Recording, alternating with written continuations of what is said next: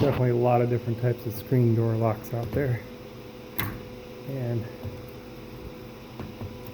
this one's stuck. I'll show you. There we go. This one, this kind, and it uses a lever here that inserts into the center, and you can control it. The thing is, this is definitely not the strongest steel, so what I'm going to do is lubricate the existing one right here with silicone spray. Take off these screws here, and this steel was hanging up, so we're definitely going to make that a little bit wider. I'll show you here. This way that won't get stuck anymore. There we go. Now we're going to take off the couple screws here.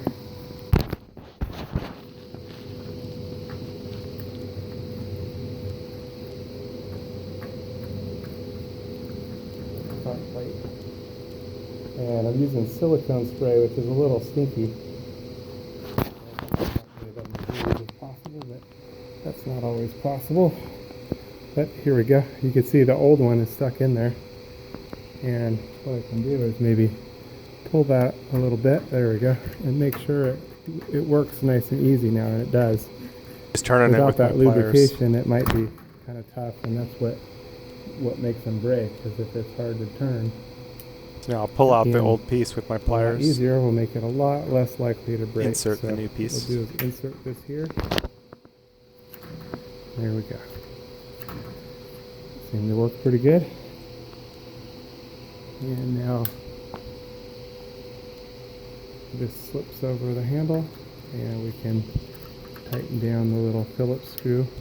Replace the screws.